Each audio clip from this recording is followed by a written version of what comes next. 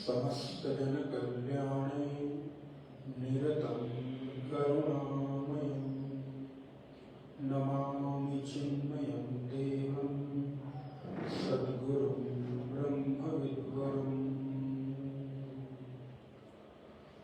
नारायणं नमस्कृत्य नरं चैव नरोत्तमं देवी सरस्वती व्यासं ततो जयमुदीरयेत्। सदाशिवसमारम्भां शङ्कराचार्यमध्यमाम् अस्मदाचार्यपर्यन्तां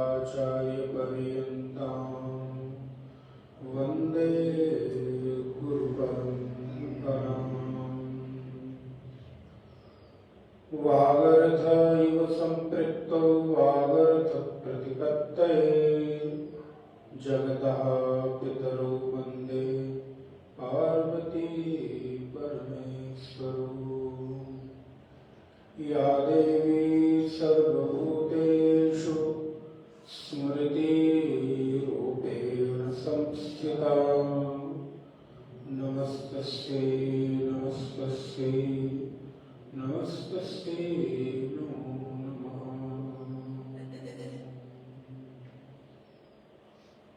नारायण नारायण।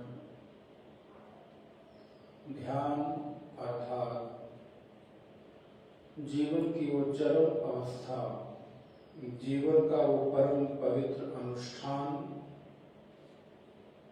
जिस अवस्था में ये जीवात्मा अपने मूल स्वरूप को प्राप्त करने का उपक्रम करता है, प्रयास करता है। ध्यान अर्थात चित्त की उपरामता, ध्यान अर्थात चित्त वृत्तियों की एकतांता,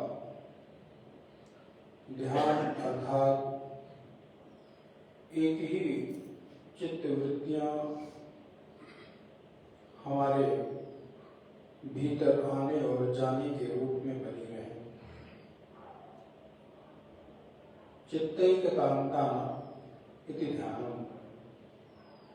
चित्त के एक प्रत्यय का नाम ध्यान है, चित्त की एक कांता का नाम ध्यान है। ध्यान अर्थात स्वयं से मिलने की कला, ध्यान अर्थात स्वयं से प्रेम करने की अनुभूति, ध्यान अर्थात जीवात्मा का परमात्मा के साथ मिलन, ध्यान अर्थात संसार के विचारों की शून्यता, संसार की सारी चित्तवृत्तियां, सारे विचार उपराम हो गए, मन एक ही अवस्था में अवस्थित हो गया। अब कछुनाथ न चाहिए मोरे, दीन दयाल अनुग्रह तोरे। हे नाथ, अब आपके अतिरिक्त और कुछ इस चित्त में बचा नहीं रहा नहीं। ऐसी उस चरम अवस्था का नाम ध्यान है, जहाँ मन, चित्त, हृदय परमात्मा की कृपा से भीग गया हो, हृदय गीला हो गया, हृदय अब भगवान की करुणा में पिघलता चला जा रहा है। ऐसी एक भाव दशा, ऐसी एक प्रेम की उस दशा का नाम ध्यान है। एक स्थिति में बैठकर मन को एकाग्र कर देना, अपने आराध्य देव को प्रणाम। ये परमात्मा, आपकी कृपा से मन आप में लग रहा है, करुणा करो, कृपा करो। अपने गुरुदेव को प्रणाम। गुरुदेव की कृपा से ही चित्त उपराम हो रहा है, एकाग्र हो रहा है। गुरु की छवि को निहारते हुए उनके चरणों को प्रणाम करने की कोशिश। गुरु के चरणों में वंदन, गुरु के चरणों में श्री गुरु पदनक मणिगण ज्योति सुमिरत दिव्य दृष्टि होती। हे गुरुदेव, आपके चरणों को प्रणाम करके चित्त प्रकाश की अनुभूति करता है, प्रसन्नता की अनुभूति करता है। अपने माता पिता को प्रणाम, उस परंपरा को प्रणाम जिसके द्वारा आपको इस शरीर की प्राप्ति हुई, और इस सृष्टि के कण कण को आभार, धन्यवाद, प्रणाम। परमात्मा की बनाई हुई इस प्रकृति को आभार, और एक दीर्घ लंबी श्वास, और श्वास भरते हुए 2, 5, 10 सेकेंड होल्ड, और धीरे धीरे धीरे धीरे श्वासों को छोड़ना। ये आपकी श्वासें बहुत अमूल्य है, बहुत मूल्यवान। श्वास श्वास में नाम जप, वृथा श्वास मत खोए।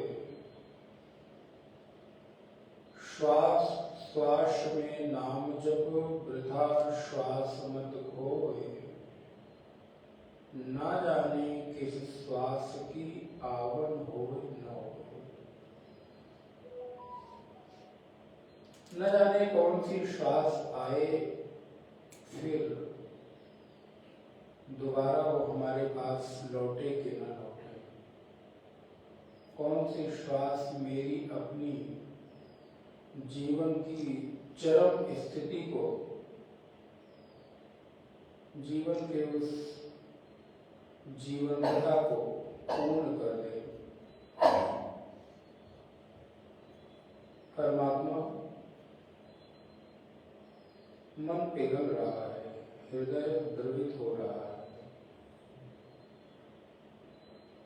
ऐसी कृपा करो चित्त आपको छोड़कर कहीं जाएगा। संसार के काम करना भी पड़े, विषयों का भोग भोगना भी पड़े, तो थोड़ी देर के लिए वो व्यवहार और व्यवहार से उपराम होकर फिर आप में रम जाऊं। जीवन के बहुत साल यूं ही बीत गए, जीवन यूं ही बीतता चला जा रहा है। प्रभु कृपा करो, करुणा करो, मुझ जीव पर दया करो परमात्मा। आपकी कृपा के बिना हम अपने परम लक्ष्य को प्राप्त नहीं कर सकते। इस जीवन की उपलब्धि है चित्त परमात्मा के चरणों में समर्पित हो जाए। पुनः एक लंबी गहरी श्वास भरना है, थोड़ी देर रुकना है, फिर छोड़ना है। प्रत्येक श्वास में भगवान के नाम का आलिंगन प्रयास करेंगे।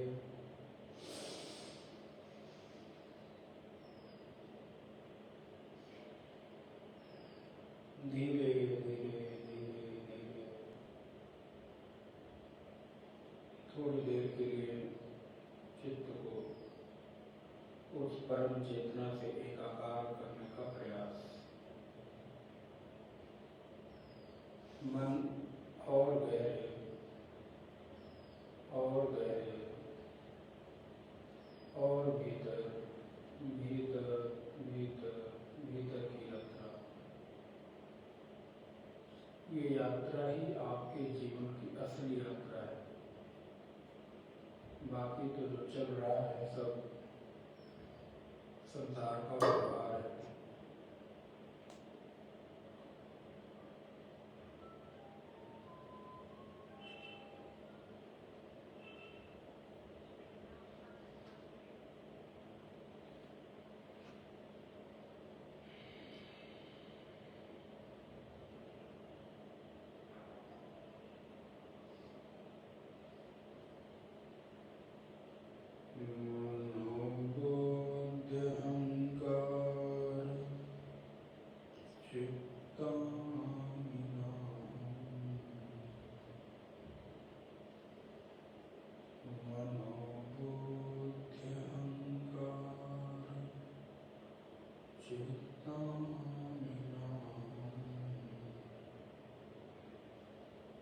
मन, बुद्धि, चित्त, अहंकार, शरीर मैं नहीं हूँ।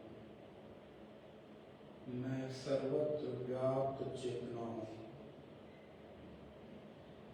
मैं जगत के कण कण की सत्ता में व्याप्त हूँ।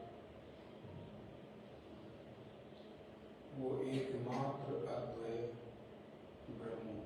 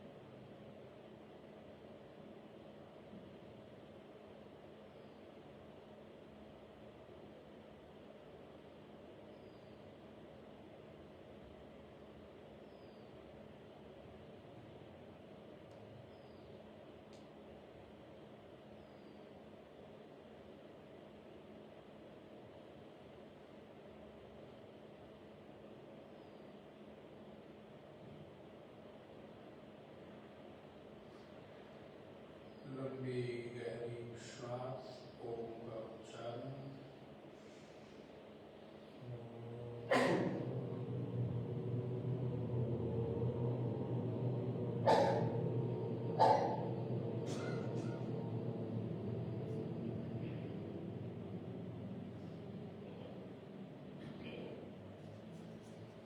भगवान को प्रणाम, गुरुदेव को प्रणाम,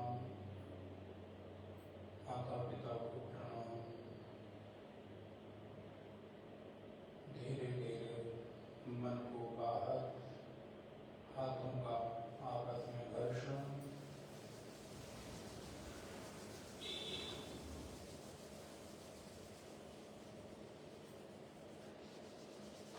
नारायण नारायण नारायण। यद्यपि ध्यान के बाद मौन का भाव बन जाता है, लेकिन आइए भागवत जी के चतुश्लोकी श्लोकों का पाठ करें।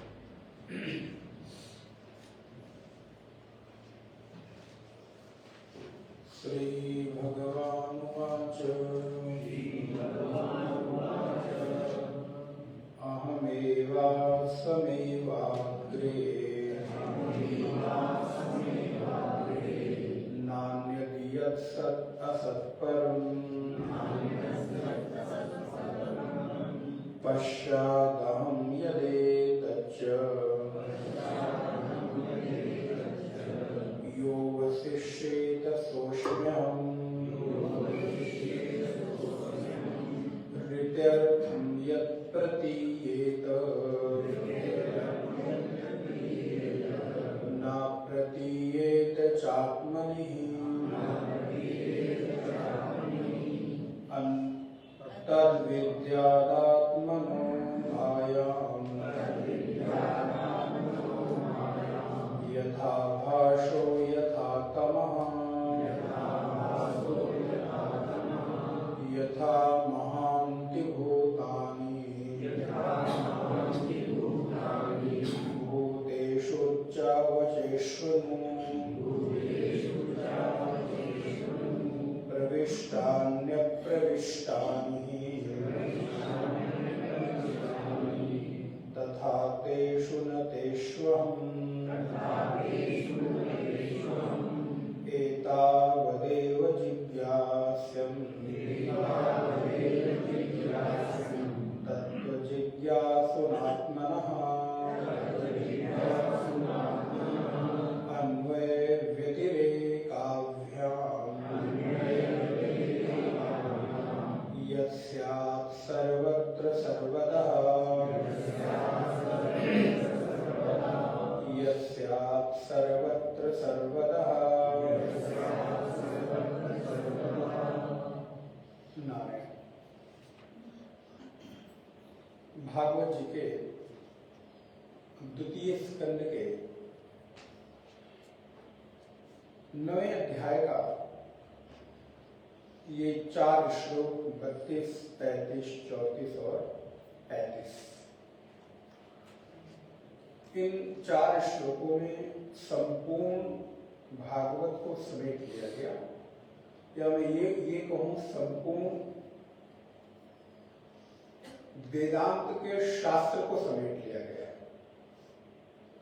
पूरा का पूरा वेदांत शास्त्र इन्हीं 4 श्लोकों के विस्तार का, इन्हीं 4 श्लोकों को वृहद रूप में संपूर्ण शास्त्र को देखने को मिलते हैं। भागवत जी के 12 स्कंधों को अलग अलग नाम दिए गए।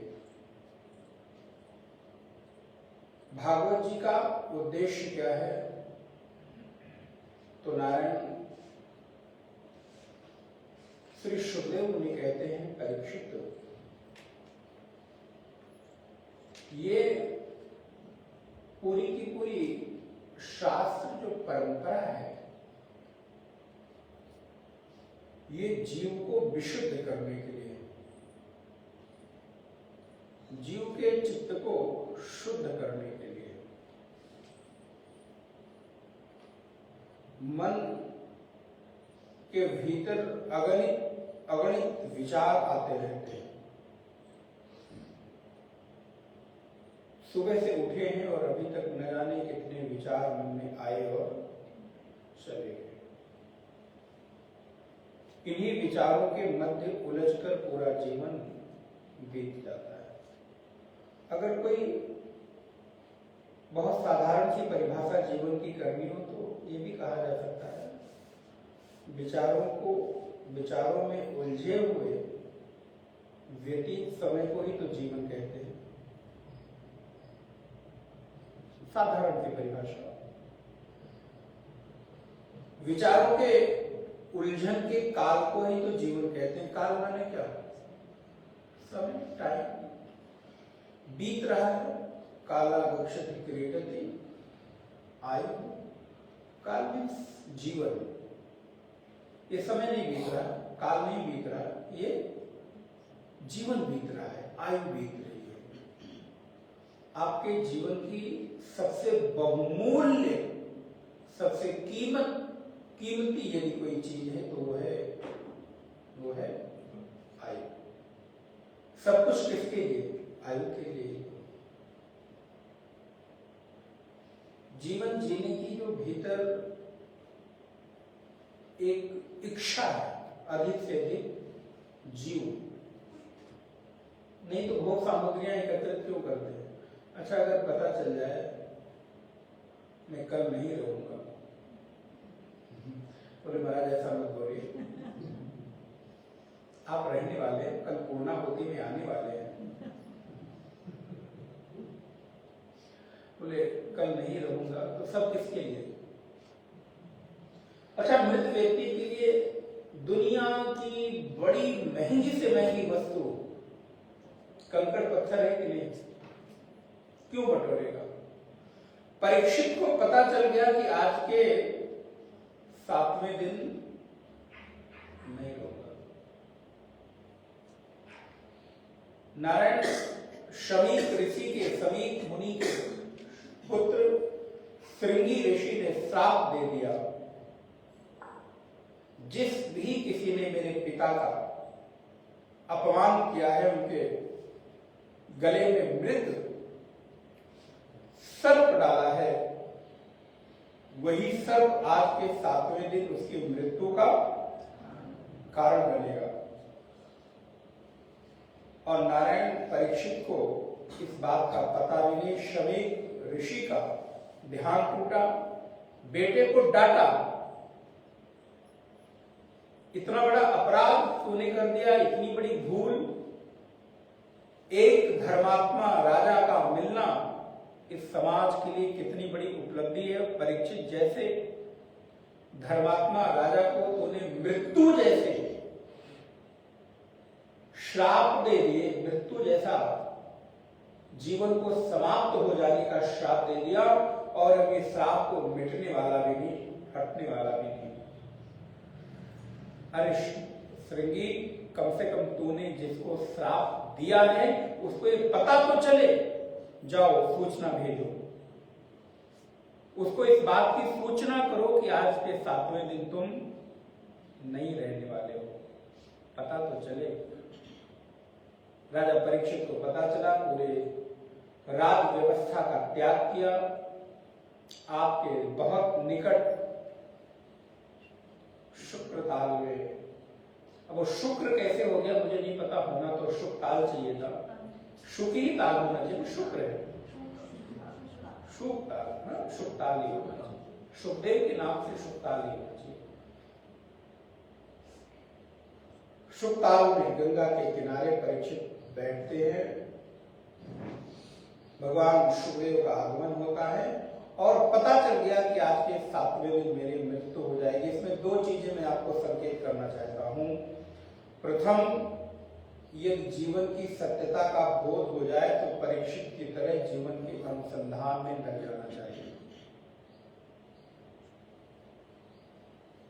और यदि जीवन बीत रहा है और ये पता चल जाए कि आज के 7वें दिन अर्थात इस जीव की अंतिम गति होने को है, तो जीवन का सर्वस्व त्याग करके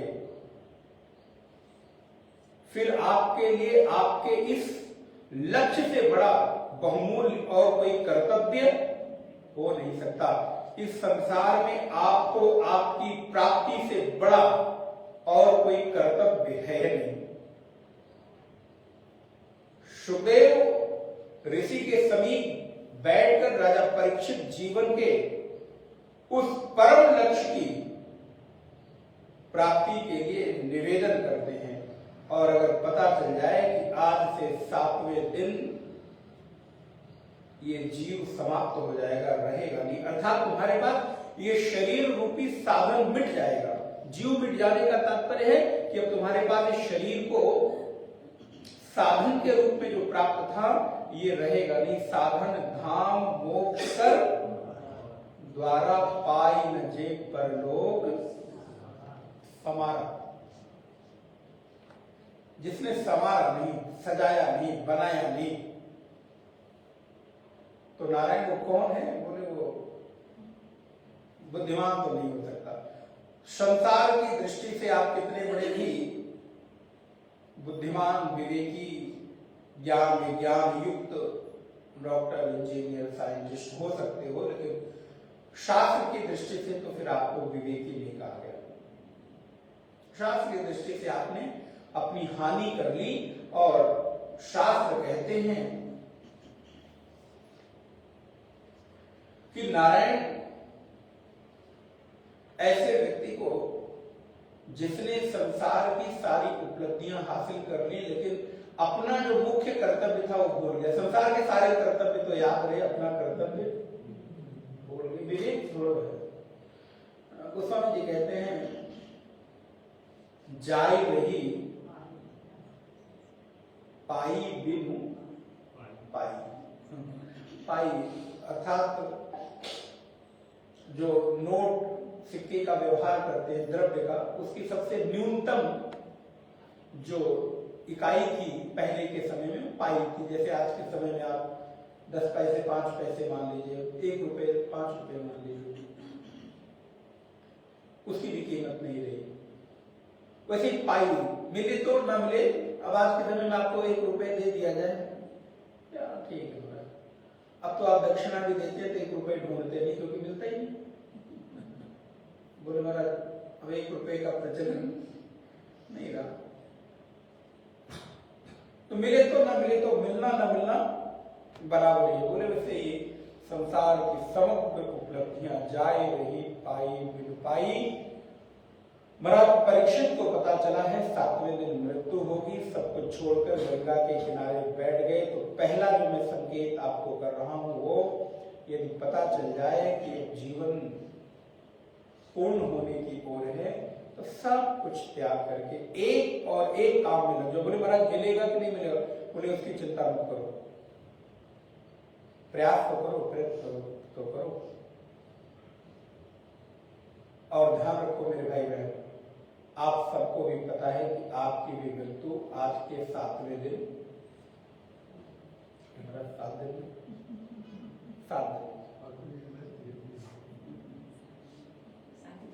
रवि से लेकर सोम मंगल बुध गुरु शुक्र शनि रवि, ये 7 दिन ही हैं। ये 7 दिन आज के महीने के हैं कि आने वाले 10 साल के बाद है, 20 साल के बाद, उससे फर्क नहीं पड़ता। मैं तो प्रार्थना करूंगा कि जीवेम शरदः शतम सूर्याम शरदः शतम, 100 वर्ष जियो। और 100 वर्ष जीने का आपका अधिकार है। श्रुति कहती कुर्बन नैवे कर्माणि जिजे विषे शतम समाह, 100 वर्ष जियो। लेकिन ये तो पक्का पता है कि 7 दिन में ही जीवन की लीला। आज का 7 दिन 5 साल 10 साल 15 साल 25 साल आई डोंट नो, बट है 7 दिन। कर्तव्य क्या है जीव का? तो जीव का कर्तव्य अपने से बढ़कर और कोई कर्तव्य इस संसार में आपका हो नहीं सकता। और ध्यान रखिए, यहाँ बैठे हुए आप जितने लोग हैं, प्राय मैं देख पा रहा हूं कि अब आपके पास इसके अलावा और कोई कर्तव्य शेष नहीं होना चाहिए, नहीं होगा। आपने अपने जीवन को ठीक ठीक से जिया होगा, जिया है और अपने कर्तव्य पूरे कर दिए होंगे। अच्छा, कर्तव्य पूरे करके सब कुछ त्याग कर एक ही कार्य में लग भी जाऊं तो तद अनुरूप व्यवस्था भी तो होनी चाहिए। ये भी आपकी कमाई है कि आप अपने परम लक्ष्य के अनुसंधान की ओर बढ़ें और आपको कोई सुखदेव जैसा श्रोत्रिय महापुरुष का सानिध्य मिल जाए। ये ध्यान रखिए मेरे भाई बहन, परीक्षित के जीवन की कमाई है कि कोई संत उनको मिला जिसने उनके उस समय को ठीक दिशा की ओर मोड़ दिया। परीक्षित सबको छोड़कर बैठ भी जाते, सुखदेव ना मिलते तो क्या होता? बोले नहीं, लेकिन जीवन में उन्होंने इस तरह की व्यवस्था की, कमाई की, उपलब्धियां की कि जब आवश्यकता हुई, जब अंतिम समय हुआ तो वैसे में किसी महापुरुष का सानिध्य, तो ये भी आपके जीवन की एक बड़ी उपलब्धि और कमाई है।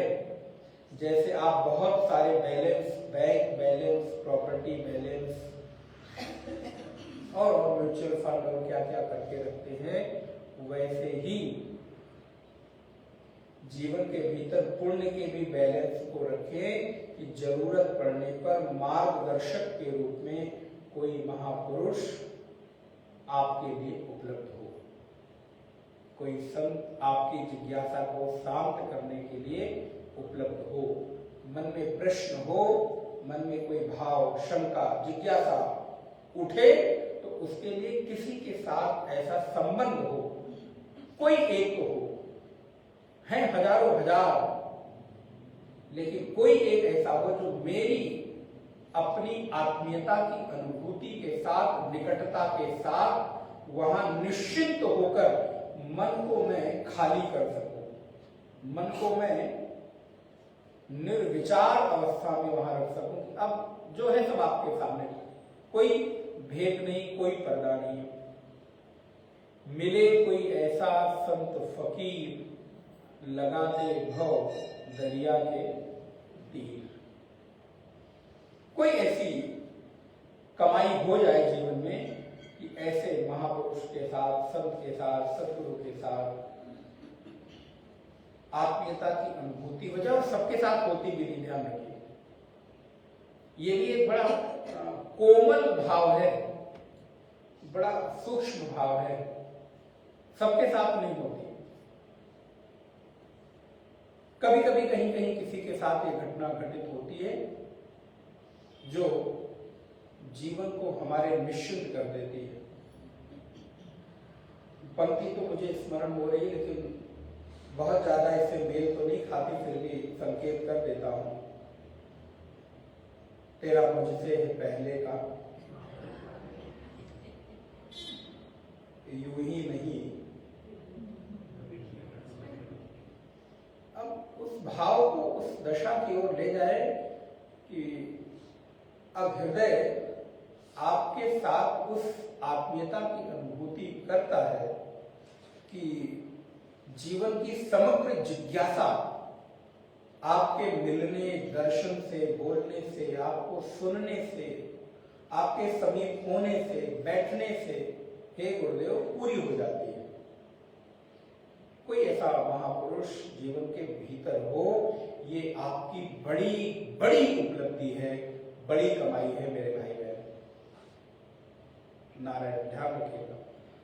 ये यूं ही इस जीवन को हल्के में तो जरा नहीं ही लेना चाहिए, जीवन को जरा गंभीरता के साथ विचार करें। परीक्षित सब कुछ त्याग करके गंगा के किनारे अनुसंधान के लिए बैठते हैं, त्याग के लिए बैठते हैं। सुखदेव के बिना जीवन राजा परीक्षित का कैसा होता, आप जब विचार करके देखो। समय सीमित है, 7 दिन की अल्प आयु, न घटाई जा सकती है न बढ़ाई जा सकती है। और ऐसे अल्प समय में सुखदेव जैसे महापुरुष, ब्रह्मज्ञानी महात्मा का आगमन क्या ये राजा परीक्षित की कमाई नहीं है? ये भी एक बड़ी कमाई है। इसलिए मैंने आपको संकेत दिया, जीवन के इस अल्प आयु में त्याग की वृत्ति हो, लेकिन इतनी कमाई हो कि त्याग के बाद कोई ऐसा स्थान जरूर हो जहां पर आप अपने त्याग का सदुपयोग कर सकें। ध्यान रखिए, त्याग कर भी दो लेकिन उसका कोई सदुपयोग, घर छोड़ दिया, भटक रहे हो। हम जैसे लोगों को घर छोड़ने के बाद गुरुदेव का सानिध्य न मिलता तो संभावना यह भी थी कि जीवन पतन की ओर चला जाता। दोनों ही तो मार्ग इस संसार की ओर जाते हैं, पतन की ओर भी और उत्थान की ओर भी। एक व्यक्ति घर से निकलता है, चोर, डकैत, बदमाश, लुटेरा हो जाता है। एक व्यक्ति चलता है तो महात्मा हो जाता है। प्रभाव किसका है? महाराज ध्रुव घर छोड़कर जाते हैं, नारद जी जैसा संत मिलता है तो परिणाम होता है योऽन्तः प्रविश्य मम वाचमिमां प्रसुप्तां संजीवयत्य किल शक्तिधरः स्वधाम्ना अन्यान् हस्तचरणश्रवण त्वगादीन् प्राणान् नमो भगवते पुरुषाय तुभ्यम्।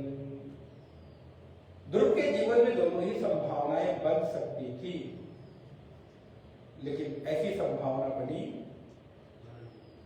भगवान के कृपा पात्र हो गए, सन्निकट हो गए। भगवान अपने शंख का ध्रुव के कपोल पर स्पर्श कराते हैं।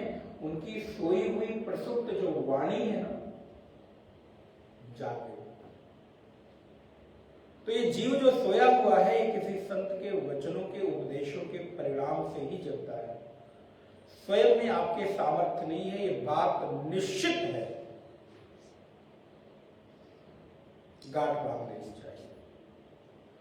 ब्रह्मा जी तप कर रहे हैं, भगवान नारायण यदि कृपा न करते, आज प्रकट न होते, तो वेदांत के साररूप, भागवत के साररूप चतुश्लोकी भागवत की उपलब्धि ब्रह्मा को, ब्रह्मा जी जैसे देवों के लिए भी,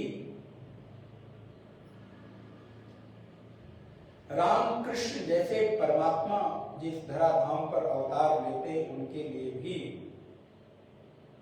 गुरु बिनु भवनिधि करिए न कोई, जो विरंचि शंकर सब।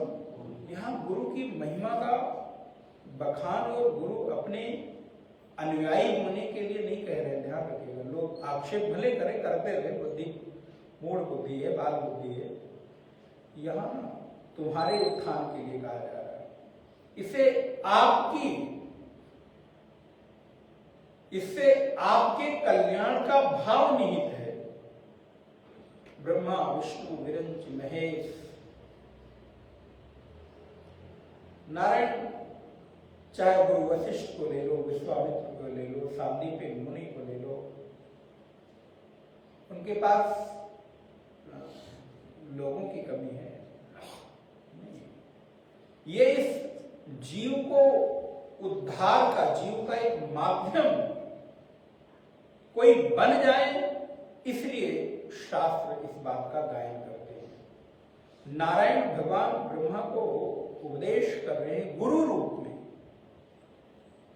और जैसा मैंने आपको निवेदन किया कि कोई एक ऐसी संबंध की अनुभूति हृदय में हो जाए, जिसके होने से, जिसको देखने से, सुनने से, दर्शन से, मिलने से, श्रवण से चित्त भगवान की ओर उन्मुख हो जाए, बस बात बन जाए। ध्यान रखिएगा, गोस्वामी जी ने संत की बड़ी सुंदर परिभाषा की। बोले संत माने क्या, कौन? माला पहन लिया, कपड़े पहन लिया, टीका लगा लिया, संत हो गया? ये तो बहुत स्थूल, जस्ट यूनिफॉर्म। और कुछ नहीं। ये परंपरा है। गोस्वामी जी कहते हैं सरल बरन भाषा सरल, सरल अर्थ में जानी, तुलसी सरले संत जन, यह परी पहचान। सरल वर्ण भाषा सरल, सरल अर्थ में जान। बोले जिसके जीवन में सब कुछ सरल हो, सरल हो, सरल हो, रहना, उठना, बैठना, खाना, पीना, चलना, सोना, जागना, व्यवहार, जीवन का सम्यक व्यवहार सरलता से भरा हुआ हो, वो कौन है? बोले संत है। बोले ये सरलता अर्थात सहजता। आपसे पूछूंगा बहुत सारे पर्यायवाची दे सकते हैं। सरल माने क्या? बोले मेरा सहज, सरल, सौम्य, इनोसेंट,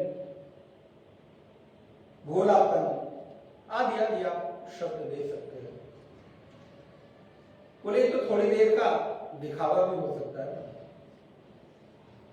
हम आपके पास थोड़ी देर के लिए आए, थोड़ी देर के लिए आए, उतनी देर हम बड़े सरल हो सकते हैं। ये तो एक अभिनय हो सकता है। जैसे हम बहुत सारे अभिनय करते हैं, समाज में जाते हैं तो बहुत सारे बहुत अच्छे, बहुत अच्छे। बोले महाराज बहुत अच्छे, बहुत अच्छे, हमसे पूछो घर में कैसे। समाज में इमेज तो बड़ी अच्छी। बोले पत्नी आपकी बड़ी अच्छी, बड़ी सुंदर, बड़ी प्यारी, बड़ा अच्छा व्यवहार। अब रहने ही दो, हमारी दुखती हुई नस पर मुझे मालूम है, देखने के खैर। तो नारायण सरल वर्ण भाषा सब कुछ सरल। बोले सरलता अभिनय भी हो सकती है, ये वास्तविक थोड़ी देर के लिए। तो बड़ी सुंदर बात कही। बोले सरल माने सीधा साधा, भोला भाला, सौम्य, ये तो है ही, ये तो होना ही चाहिए।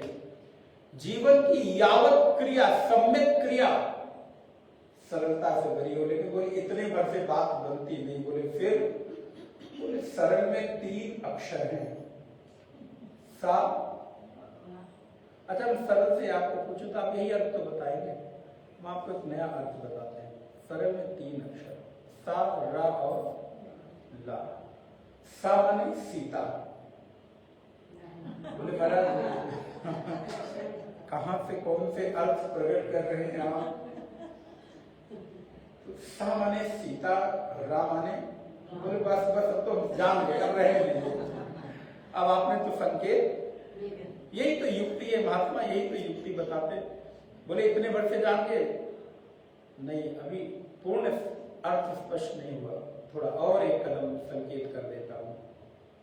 संत कौन? बोले सा माने सीता, वो सरल है। सा माने सीता, रा माने राम, ला माने लक्ष्मण। तो बोले इसका तात्पर्य क्या हुआ? तो बोले सरला, सा माने सीता अर्थात भक्ति, रा माने राम अर्थात ज्ञान, ला माने लक्ष्मण अर्थात वैराग्य। जिस महापुरुष के दर्शन, श्रवण, सानिध्य से आपके भीतर भक्ति, ज्ञान, वैराग्य की उत्पत्ति हो जाए, वो संत है।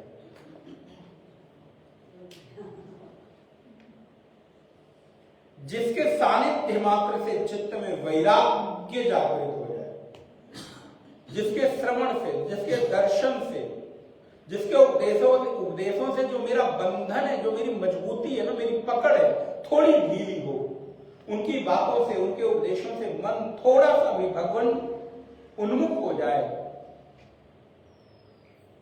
जिनके होने से चित्त ज्ञान को धारण करने की इच्छा व्यक्त करने लगे, प्रकट होने लगे, चित्त में कुछ तो होने लगे कि हाँ पढ़ना चाहिए, कि हाँ सुनना चाहिए, कि हाँ सत्संग करना चाहिए।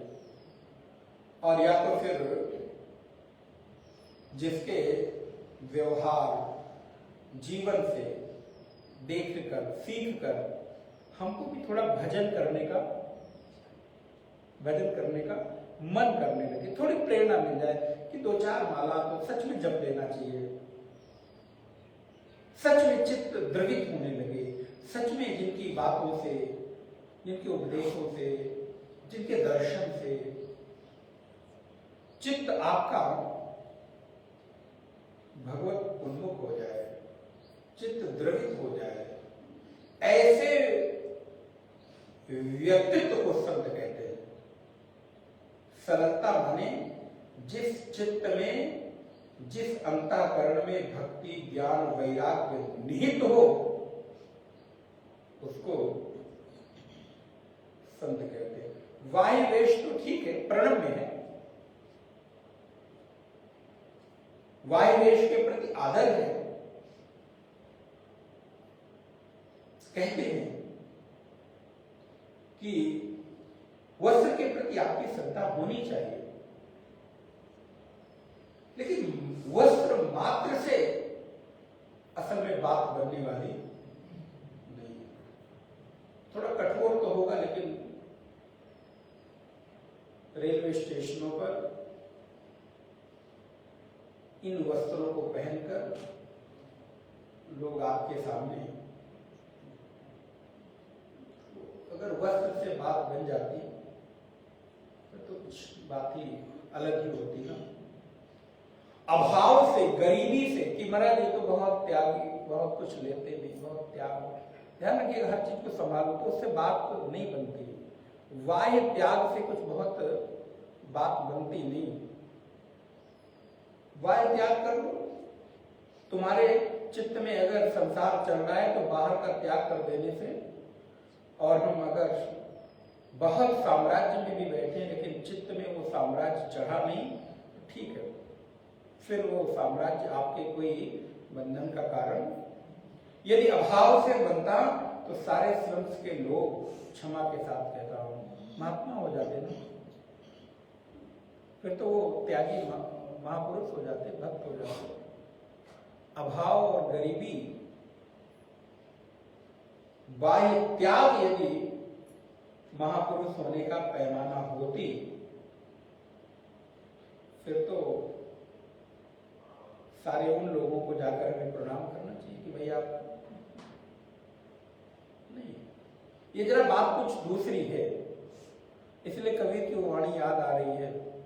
यहां जरा चीजें अगर समझ में ना आए तो उल्टी उल्टी दिखाई देती, पलटी हुई दिखाई देते हैं। बोले कैसे? बोले महाराज बरसे कंबल, भीगे पानी, पानी भी बरस रहा है, कंबल नहीं भीग रहा है। बोले फिर, बोले यार जरा कुछ उल्टी बात हो जाती है कभी कभी। जो हमारी बनी हुई वर्षों की मान्यताएं हैं, वो सदगुरु के, संत के उपदेश से टूटती है, तो हमको लगता है ये उल्टी बात कर रहे हैं। बोले नहीं, उल्टी बात नहीं कर रहे हैं, असल में वही सीधी बात है। अभी तक तुम उल्टा समझते रहे, इसलिए तुम्हें अब सीधी बात उल्टी लग रही है। बोले बरसे कंबल भीगे पानी, अर्थात कंबल अर्थात आवरण, कंबल अर्थात जिस आवरण को ओढ़कर संसार की बयार से आप बच जाओ और फिर उस आवरण के ऊपर कितनी भी संसार की धारा आए, वो आपको प्रभावित न करे, वो कंबल को भिगोकर चली जाए।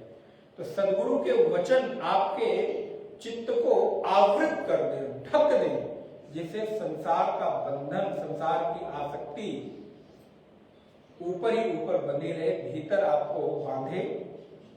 इसलिए बरस रहा है कंबल और भीग रहा है पानी।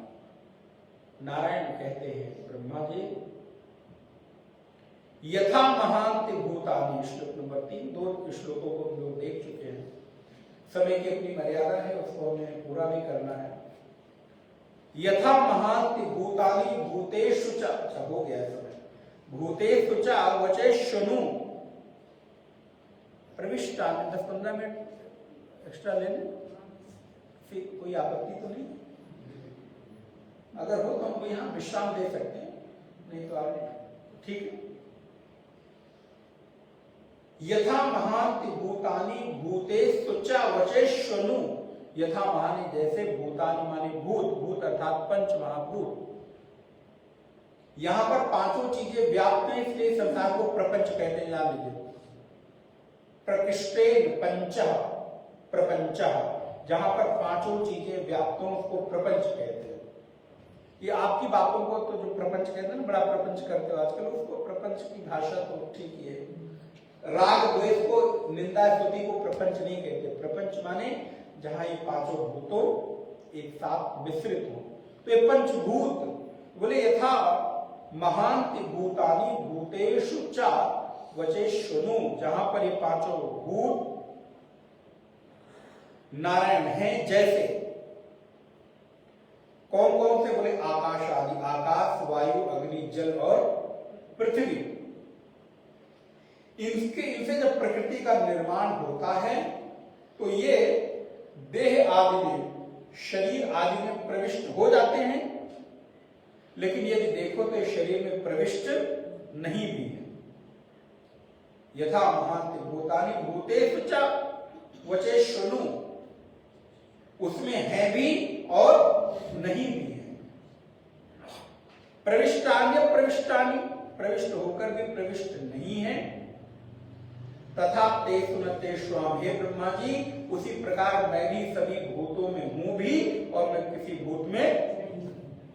उदाहरण बोले जैसे कोई काष्ठ की काष्ठ ले लो, लकड़ी ले लो, और उसमें कोई मूर्तिकार उसी लकड़ी में आकृति उकेर दे अपनी छेनी हथौड़ी से, तो क्या हुआ? आकृति, मूर्ति, रूप उस काष्ठ में है भी और नहीं भी। और आप देखिए कभी कभी ऐसी आकृति होती है सूक्ष्म की, आपको नहीं दिखती, दिखानी पड़ती है भी और नहीं भी। पत्थर की कोई मूर्ति है तो नारायण, हम लोग पुरानी कोई चीज देखने जाते हैं तो क्या कहते हैं? महाराज इस पूरे एक पत्थर से ये पूरा मंदिर, ये पूरी मूर्ति एक पत्थर से बनी है। तो अर्थात पत्थर मूर्ति में है भी और नहीं भी है, क्योंकि मूर्ति के पहले पत्थर था, वहां पर मूर्ति कोई आकृति उकेर दी गई, तो पत्थर में आकृति दिख रही है। असल में वो आकृति क्या कहेगी कि मैं इसमें हूं भी और नहीं भी हूं। परमात्मा कहते हैं संसार के, इस प्रपंच के पूर्व मैं इसमें नहीं था, प्रपंच बना इसमें हूं और नहीं भी हूं। जैसे परमात्मा कहते हैं सृष्टि में मैं हूं और सृष्टि से बाहर भी हूं। दशांगुलम सहस्रशीर्षा पुरुषा सहस्राक्ष सहस्रपाद सब भूमि गुण सर्वतसो कृत्वा अत्यतिष्ठत दशांगुलम। इस पूरी प्रकृति को, पूरी पृथ्वी को पार करके मैं इसके बाहर भी हूं, अतिक्रमण करके। आपका इंक्रोचमेंट माने अतिक्रमण मत समझिए कि रोड पर आप लोगों ने 4-4 फीट जाली लगा के ये इंक्रोचमेंट कर रखा। पूरे मेरठ में मैं देख रहा हूँ, मतलब गली में कम कहीं कहीं देखने को मिलता है। तो बोले महाराज 4 फीट उन्होंने आगे बढ़ा दिया, जाली लगा दी, 4 फीट उधर, उसी के आगे गाड़ी भी खड़ी कर दी। खैर, तो बोले इस प्रकृति को हम अतिक्रमण करके, पार करके, अतिक्रमण माने पार करके, बोले महाराज मैं हूं अत्यतिष्ठत दशांगुलम, हूं भी और नहीं भी। तुम देखना क्या चाहते हो? यदि तुम प्रकृति में मुझे देखना चाहते हो तो मैं हूं, और यदि प्रकृति के पार देखना चाहते हो तो भी मैं हूं। अर्थात तुम मुझे गुणों के साथ देखना चाहते हो तो भी मैं हूं, और गुणों के रहित देखना चाहते हो, अर्थात आकार के रूप में देखना चाहते हो तो ये पूरा आकार मैं हूं, और ये तुम्हारी दृष्टि आकार पर नहीं है, रूप पर नहीं है, मूर्त पर नहीं है। तुम फॉर्मलेस किसी चीज को देखना चाहते हो तो भी मैं हूं। अर्थात दोनों ही रूप मेरे हैं, गुण भी निर्गुण भी, आकार भी निराकार भी, व्याप्त भी हूं, सब में गया भी हूं, और मैं किसमें होता नहीं। अर्थात लोग मुझे जिस रूप में जहां देखना चाहते हैं, जैसे देखना चाहते हो, उसको मैं वैसा उपलब्ध होता हूं। यथा बोले जैसे कोई शुभ्र वस्तु हो, स्फटिक का शिवलिंग हो, लाल फूल रखकर देखो तो मैं लाल दिखूंगा। शिवलिंग के ऊपर पीला चढ़ा दो तो पीला, काला, हरा, नीला, सफेद, जिस रंग की तुम्हारी रुचि हो वैसा फूल चढ़ाकर शिवलिंग को उस रूप में देख सकते हो। क्यों? क्योंकि मेरा कोई रूप नहीं, इसलिए सारे रूप मेरे। मेरा कोई आकार नहीं, इसलिए सारे आकार मेरे। मेरा कोई रंग नहीं, इसलिए सारे रंग मेरे। मैं कहीं मूर्त नहीं, इसलिए सारी मूर्तियां मेरी हैं। इसलिए हमारे यहाँ मूर्ति को पूजने में कोई बाधा नहीं है। नहीं समझ आती है तो फिर क्या किया जाए? सारी मूर्तियां मेरी हैं। मूर्त माने तो मुंह व्यक्त हो गया, आप भी तो मूर्ति हो। अब कौन समझाए उन सो-कॉल्ड अपने को विवेकी कहने वाले लोगों को? मूर्त माने क्या? पत्थर की मूर्ति को खाली मूर्ति कहते हो, काष्ठ की मूर्ति को मूर्ति कहते हैं? नहीं, मूर्त माने जो प्रकट है। तो तुम भी तो मूर्त हो। मूर्त माने आकार। क्या कहते हैं? मैंने इसको इस मूर्त में दे दिया, इस आकार में दे दिया। तो मूर्ति केवल वहां तक सीमित नहीं है। तो फिर अगर तुम मूर्त को नहीं मानते तो अपनी भी सत्ता को अस्वीकार कर दो। करो, हिम्मत हो तो करके देखो जरा। इस देह को मन बुद्धि चित्त में जो हुई आपकी तादाद में अध्यास है, जिसको आपने अपना मान लिया है, सामर्थ्य यदि है तो जरा सबसे पहले अपनी मूर्ति का खंडन करके देखो। अपने आकार को तोड़कर देखो। काष्ठ की प्रतिमा, पाषाण की प्रतिमा, स्वर्ण की प्रतिमा, जिसकी भी प्रतिमा हो, उसको तोड़ना, खंडन करना आसान है। लेकिन जरा अपनी आकृति को, अपने आकार को, अपनी मूर्ति को, अपने स्वरूप को, जो तुम मूर्ति हो, इसलिए जीव मात्र मूर्ति है, जो जिसका आकार है, जिसको आकार मिल गया वो सब। इसीलिए तो हम कण कण को उसी की अभिव्यक्ति का स्वरूप मानते हैं। ब्रह्मा जी यथा महांति भूतानि, जैसे सारे आकाशादि पंच महाभूत सभी में प्रवेश भी करते हैं, चाहे वो छोटा शरीर हो चाहे बड़ा आकार हो, प्रविष्ट भी हैं और प्रविष्ट नहीं भी हैं। पहले से वो थे, उसमें मेरे होने को मान लो तो मैं हूं, और नहीं तो मैं उसमें हूं भी नहीं। वैसे ही आत्मा भी, चेतना भी, वो ब्रह्म भी सब में है भी और नहीं भी है। आपकी दृष्टि होने में है, नहीं होने में है, ये आप अपनी योग्यता के अनुरूप देखें। तो आकार भी मेरा और निराकार भी मेरा, साकार भी मेरा, निराकार भी मेरा, गुण भी मेरा, निर्गुण। गुण का तात्पर्य सगुण, जो गुण से युक्त हो। सगुण का तात्पर्य होता है गुण। गुण माने बंधना, रस्सी। तो सगुण, निर्गुण, जिसमें कोई गुण नहीं है। एक अर्थ और है सगुण। गुण माने रस्सी होती है, रस्सी का काम क्या है? बांधने का। तो जो बांध ले वो सगुण, और जो छोड़ दे वो निर्गुण। तो कोई भी आकार, कोई भी मूर्ति क्या करती है? आपको, आपके चित्त को लुभा लेती है, बांध लेती है, छोड़ती नहीं है। उसी को सगुण कहते हैं। और जो आपको निर्मुक्त कर दे, आपको छुड़ा दे, ठीक है जाओ, किसी बंधन में नहीं। अब तुमको किसी आकार की आवश्यकता नहीं इस चित्त को, उसी को निर्गुण कहते हैं। अस्तु, समय पूरा हुआ। ओम पूर्णमदः पूर्णमिदं पूर्णात् पूर्णमुदच्यते पूर्णस्य पूर्णमादाय पूर्णमेवावशिष्यते। ओम शांति शांति शांति।